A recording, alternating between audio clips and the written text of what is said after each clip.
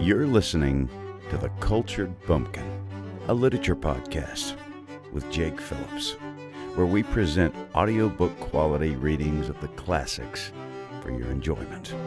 Thank you for stopping by. And remember, just because you're a bumpkin doesn't mean you can't be cultured. Hey, good to have you back. On this episode, we're going to listen to a first-timer on this podcast, Ambrose Bierce. Now, he was a Civil War veteran, and a lot of his stories revolve around, combat and things like that. And just as a heads up, this story does deal with, it addresses death, the thought of death, that sort of thing. So this was a little heavy, and it has very much a surprise ending at the end. And anyway, for whatever that's worth. But this is an absolute classic story, incredible storytelling, and it's written by a combat vet from the Civil War, a horrific, event.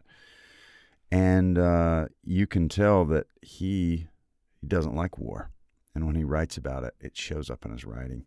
So anyway, this one's a little longer than the usual length, so we'll dive right in. This is called An Occurrence at Owl Creek Bridge by Ambrose Bierce. A man stood on a railroad bridge in northern Alabama, looking down into the swift water 20 feet below. The man's hands were behind his back, the wrists bound with a cord. A rope closely encircled his neck. It was attached to a stout cross timber above his head, and the slack fell to the level of his knees. Some loose boards laid upon the sleepers supporting the metals of the railway supplied a footing for him and his executioners, 2 private soldiers of the Federal Army, directed by a sergeant who in civil life may have been a deputy sheriff. At a short remove upon the same temporary platform was an officer in the uniform of his rank, armed. He was a captain. A sentinel at each end of the bridge stood with his rifle in the position known as support, that is to say, vertical in front of the left shoulder, the hammer resting on the forearm thrown straight across the chest, a formal and unnatural position, forcing an erect carriage of the body. It did not appear to be the duty of these 2 men to know what was occurring at the center of the bridge. They merely blockaded the 2 ends of the foot planking that traversed it. Beyond one of the sentinels, nobody was in sight. The railroad ran away into a forest for 100 yards, then, curving, was lost to view. Doubtless there was an outpost farther along. The other bank of the stream was open ground, a gentle acclivity topped with a stockade of vertical tree trunks, loopholed for rifles, with a single embrasure through which protruded the muzzle of a brass cannon commanding the bridge. Midway of the slope between the bridge and the fort were the spectators, a single company of infantry in line at parade rest, the butts of the rifles on the ground, the barrels inclining slightly backwards against the shoulder, the hands crossed upon the stock. A lieutenant stood at the right of the line, the point of his sword upon the ground, his left hand resting upon his right. Excepting the group of 4 at the center of the bridge, not a man moved. The company faced the bridge, staring stonily, motionless.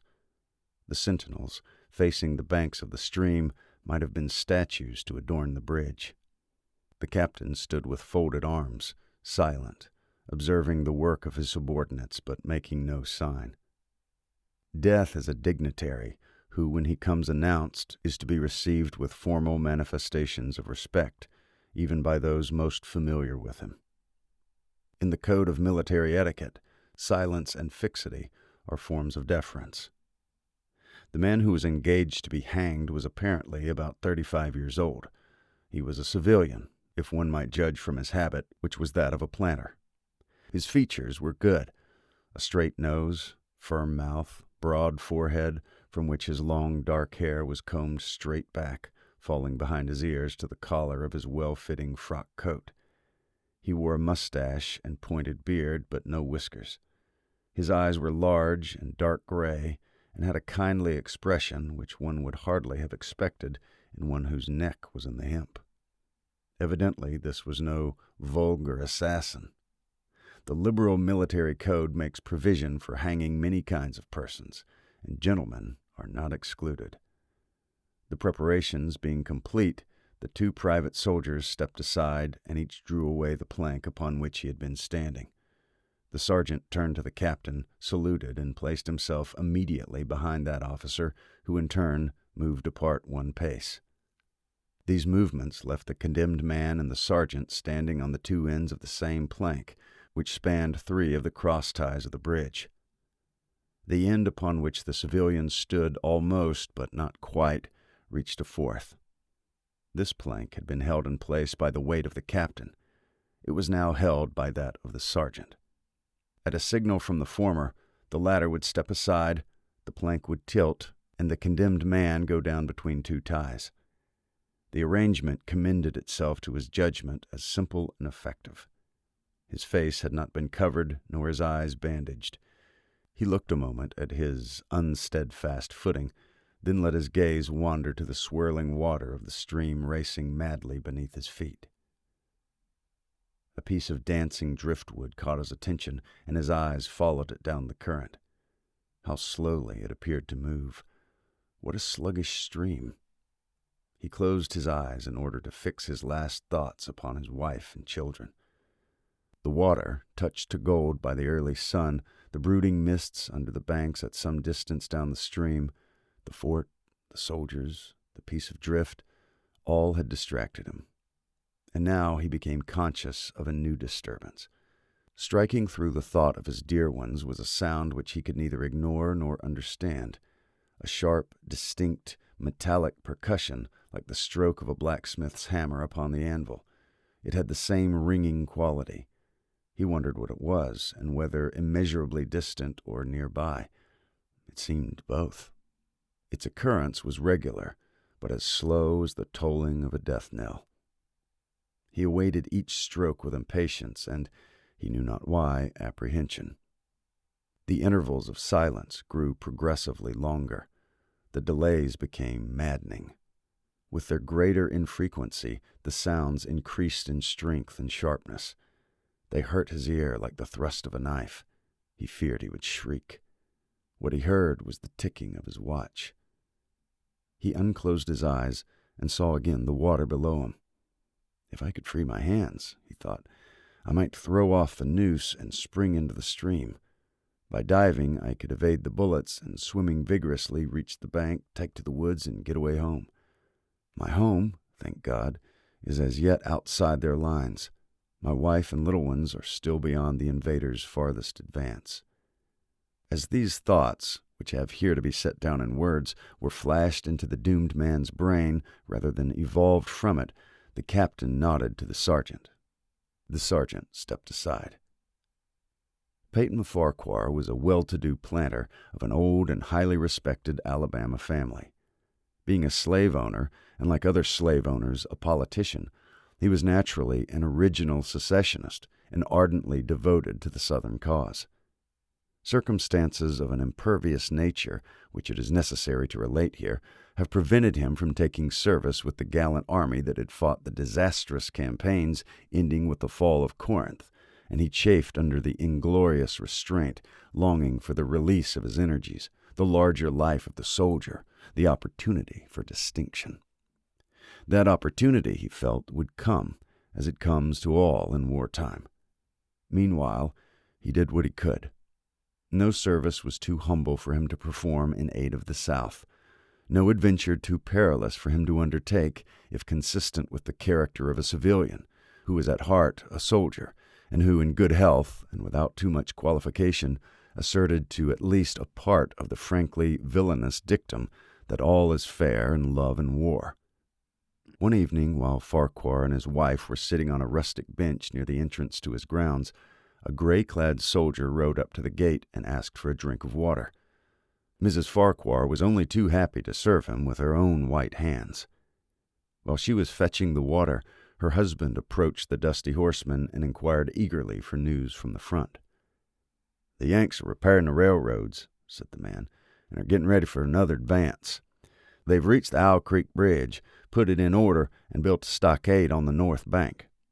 The commandant has issued an order, which is posted everywhere, declaring that any civilian caught interfering with the railroad, its bridges, tunnels, or trains will be summarily hanged.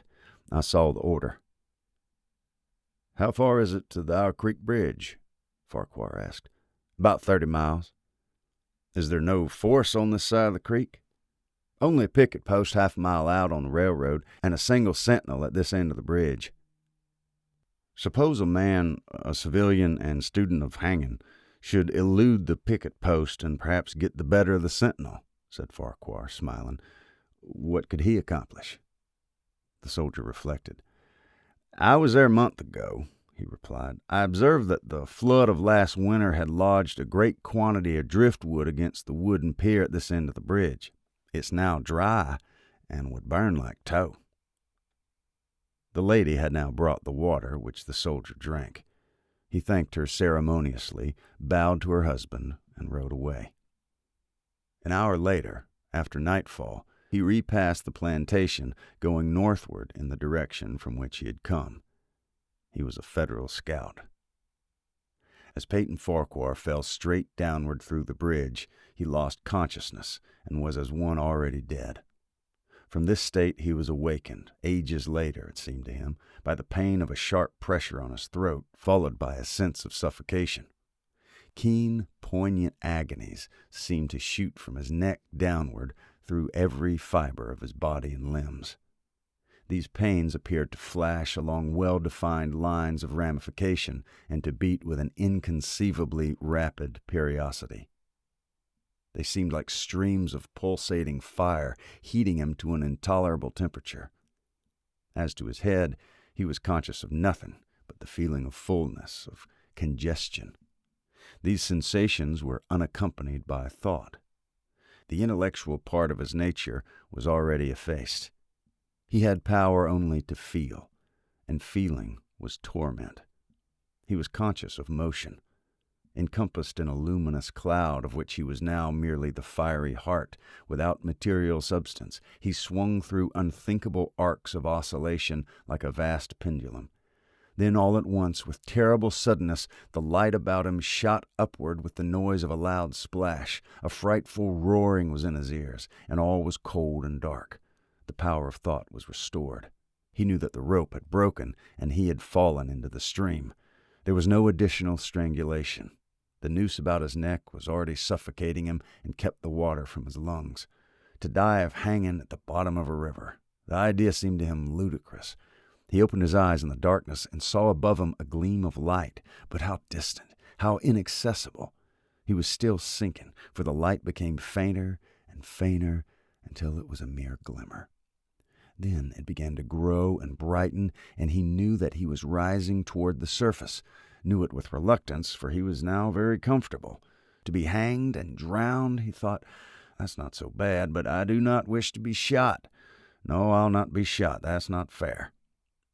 He was not conscious of an effort, but a sharp pain in his wrist apprised him that he was trying to free his hands.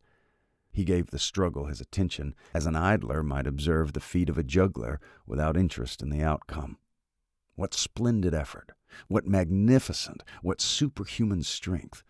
Oh, that was a fine endeavor. Bravo! The cord fell away. His arms parted and floated upward, the hands dimly seen on each side in the growing light. He watched them with a new interest as first one and then the other pounced on the noose at his neck. They tore it away and thrust it fiercely aside, its undulations resembling those of a water snake. "Put it back! Put it back!" He thought he shouted these words to his hands, for the undoing of the noose had been succeeded by the direst pang that he had yet experienced. His neck ached horribly. His brain was on fire. His heart, which had been fluttering faintly, gave a great leap, trying to force itself out at his mouth. His whole body was racked and wrenched with an insupportable anguish, but his disobedient hands gave no heed to the command. They beat the water vigorously with quick, downward strokes, forcing him to the surface. He felt his head emerge. His eyes were blinded by the sunlight. His chest expanded convulsively, and with a supreme and crowning agony, his lungs engulfed a great draught of air, which instantly he expelled in a shriek. He was now in full possession of his physical senses. They were indeed preternaturally keen and alert. Something in the awful disturbance of his organic system had so exalted and refined them that they made record of things never before perceived. He felt the ripples upon his face and heard their separate sounds as they struck. He looked at the forest on the bank of the stream, saw the individual trees, the leaves and the veining of each leaf, saw the very insects upon them, the locusts, the brilliant-bodied flies, the gray spiders stretching their webs from twig to twig. He noted the prismatic colors in all the dewdrops upon a million blades of grass, the humming of the gnats that danced above the eddies of the stream, the beating of the dragonfly's wings, the strokes of the water spider's legs like oars which had just lifted their boat. All these made audible music. A fish slid along beneath his eyes, and he heard the rush of its body parting the water. He had come to the surface facing down the stream. In a moment, the visible world seemed to wheel slowly round, himself the pivotal point, and he saw the bridge, the fort, the soldiers upon the bridge, the captain, the sergeant, the two privates, his executioners. They were in silhouette against the blue sky. They shouted and gesticulated, pointing at him. The captain had drawn his pistol, but did not fire. The others were unarmed. Their movements were grotesque and horrible, their forms gigantic. Suddenly he heard a sharp report, and something struck the water smartly within a few inches of his head, splattering his face with spray. He heard a second report, and saw one of the sentinels with his rifle at his shoulder, a light cloud of blue smoke rising from the muzzle. The man in the water saw the eye of the man on the bridge gazing into his own through the sights of his rifle.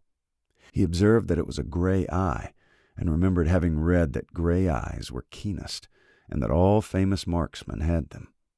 Nevertheless, this one had missed.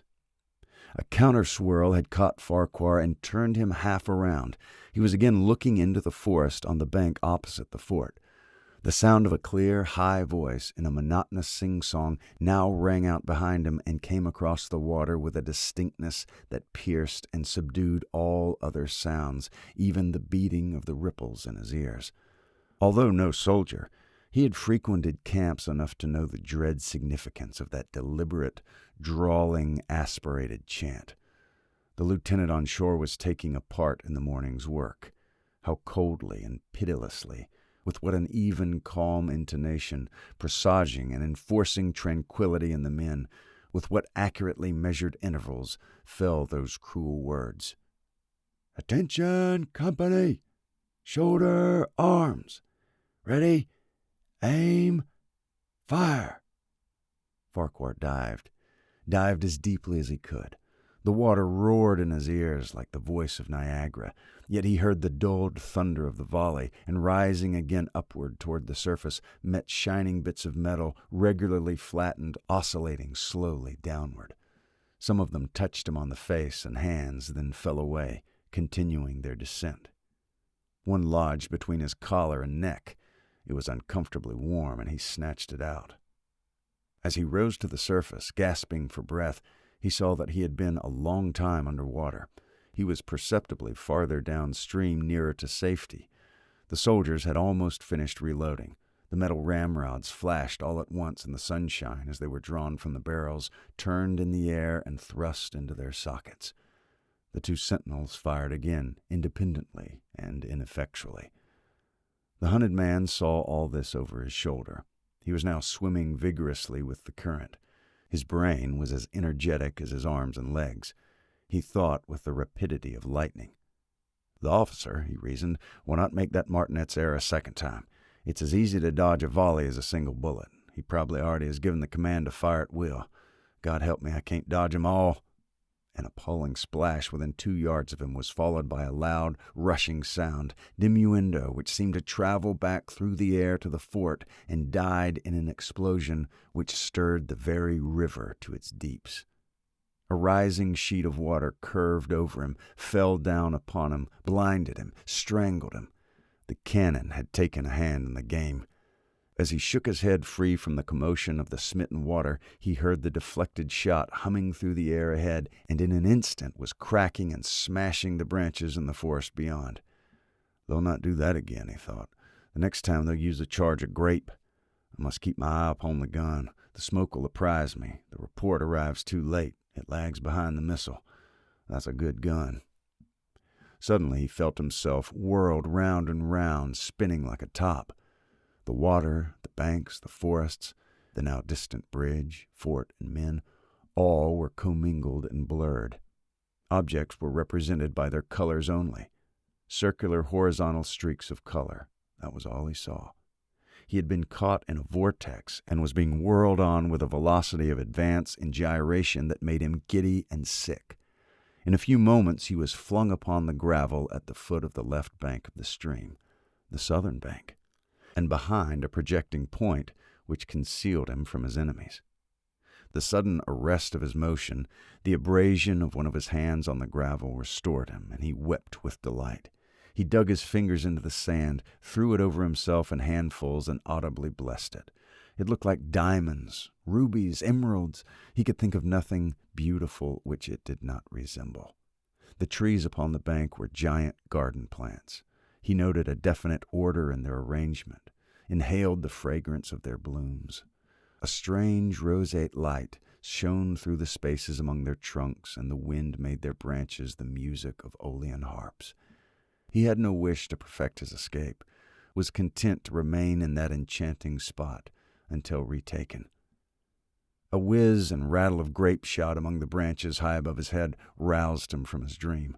The baffled cannoneer had fired him a random farewell. He sprang to his feet, rushing up the sloping bank, and plunged into the forest. All that day he traveled, laying his course by the rounding sun. The forest seemed interminable. Nowhere did he discover a break in it, not even a woodman's road. He had not known that he lived in so wild a region. There was something uncanny in the revelation. By nightfall he was fatigued, footsore, famishing. The thought of his wife and children urged him on. At last he found a road which led him in what he knew to be the right direction. It was as wide and straight as a city street, yet it seemed untraveled. No fields bordered it, no dwelling anywhere. Not so much as the barking of a dog suggested human habitation. The black bodies of the trees formed a straight wall on both sides, terminating on the horizon in a point, like a diaphragm in a lesson in perspective. Overhead, as he looked up through this rift in the wood, shone great garden stars, looking unfamiliar and grouped in strange constellations. He was sure they were arranged in some order which had a secret and malign significance. The wood on either side was full of singular noises, among which, once, twice, again, he distinctly heard whispers in an unknown tongue. Doubtless, despite his suffering, he had fallen asleep while walking, for now he sees another scene. Perhaps he has merely recovered from a delirium. He stands at the gate of his own home. All is as he left it, and all bright and beautiful in the morning sunshine. He must have traveled the entire night. As he pushes open the gate and passes up the wide white walk, he sees a flutter of female garments. His wife, looking fresh and cool and sweet, steps down from the veranda to meet him. At the bottom of the steps, she stands waiting, with a smile of ineffable joy, an attitude of matchless grace and dignity. Ah, how beautiful she is! He springs forward with extended arms. As he is about to clasp her, he feels a stunning blow upon the back of his neck. A blinding white light blazes all about him with a sound like the shock of a cannon. Then all is darkness and silence. Peyton Farquhar was dead. His body, with a broken neck, swung gently from side to side beneath the timbers of the Owl Creek Bridge. Man, what a shocker of an ending. The first time I read that, when I was a kid, I felt sick. And man, what a journey he takes you on with his storytelling. That is incredible. And I think it is just really interesting that he was a Civil War veteran, and he did not like war. He doesn't like killing. He wants you to be left with a sort of a feeling of disgust or horror, after reading about battle. It's not like the Charge of the Light Brigade, where it's glorious, that kind of thing. This is different. And,